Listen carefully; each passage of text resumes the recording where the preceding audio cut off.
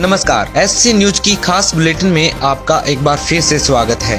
Brazil और Italy के बाद ट्विटर ने भारत में शुरू किया अपना फ्लिट्स नाम का नया फीचर, जो इंस्टाग्राम स्टोरी और व्हाट्सएप स्टेटस से मिलता जुलता है।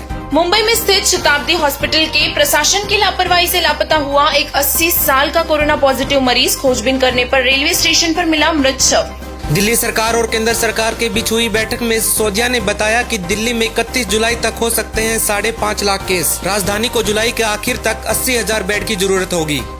कोरोना वायरस के बीच पार्ले जी ने रचा इतिहास। बिस्किट की बिक्री से टूटा 82 साल का रिकॉर्ड कंपनी के लिए 8 दशकों में सबसे अच्छे बीते 3 महीने। इसी से अंदाज लगाया जा सकता है कि देश में अब गरीब वर्ग को रोटी नसीब नहीं हो रही है, बिस्किट खाकर भर रहे अपना पेट। पूर्व भारतीय कप्तान व विकेट कीपर बल्लेबाज महेंद्र सिंह धोनी ने हाल ही में खरीदा महिंद्रा का एक ट्रैक्टर। रांची में अपने 7 एकड़ में फैले फार्म हाउस में कर सकते हैं ऑर्गेनिक खेती। बिहार में ऐरावत ट्रस्ट के चीफ मैनेजर अख्तर इमाम ने की 2 हाथियों के नाम अपनी आधी जायदाद। एक बार इन 2 हाथियों ने बचाई थी इमाम की जान। विश्व प्रख्यात शेफ विकास खन्ना ने शुरू की दुनिया की सबसे बड़ी फूड ड्राइव। जरूरतमंदों का समर्थन करते हुए शुरू की बरकत नाम से भोजन वितरण योजना, जिसके तहत अब एक ही दिन में 20 लाख भूखे लोगों तक पहुंचेगा खाना। महाराष्ट्र में फंडिंग रुकने से बौखलाए नक्सली आक्रोश में आकर चिरोली में वन विभाग का दफ्तर फूंका। 50 से भी ज्यादा नक्सली हमलावरों ने मिलकर 2 गार्डों को बुरी तरह से पीटा। तमिलनाडु के डीएम के विधायक JN बाजगन की कोरोना वायरस से हुई 61 साल की उम्र में मौत। ब्रिटेन में कोरोना वायरस से होने वाली मौतों का आंकड़ा हुआ 50,000 के पार। देश में अब तक कुल 2,90,000 के करीब मामले हुए।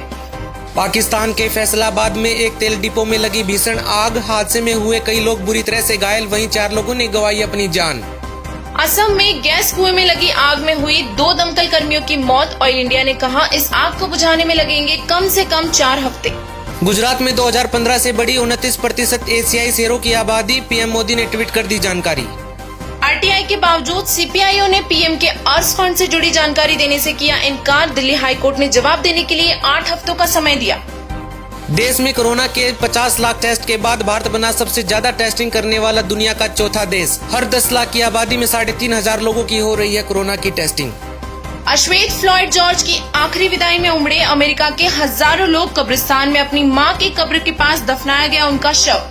अमेरिका में 71% गोरों ने माना कि नस्लवाद है देश की सबसे बड़ी समस्या। 10 में से 6 लोगों ने कहा वास्तव में पुलिस करती है श्वेतों से भेदभाव।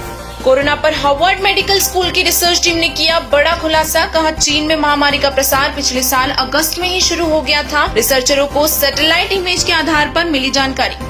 देहरादून में इस बार अलग होगी इंडियन मिलिट्री एकेडमी की पासिंग आउट परेड। कैडेट लगाएंगे मास्क और करेंगे सोशल डिस्टेंसिंग के नियमों का पालन। देश में अब एक्टिव केस से ज्यादा है कोरोना को मात दे चुके लोगों की संख्या। देश में अब तक 1,35,000 से भी ज्यादा लोग ठीक होकर लौटे अपने घर। दिल्ली और कश्मीर के बाद अब अंडमान निकोबार में मापे गए भूकंप के झटके जांचने पर रिएक्टर स्केल पर पाई गई 4.3 की तीव्रता। कोरोना के मामले बढ़ने पर राजस्थान सरकार ने फिर सील किया बॉर्डर। अब बिना पास नहीं मिलेगी किसी बाहरी को एंट्री। वहीं SC न्यूज का आज का सवाल, देश के कानून का सबसे ज्यादा दुरुपयोग करने वाले कौन हैं? अपना जवाब कमेंट बॉक्स में जरूर बताएं। धन्यवाद दोस्तों।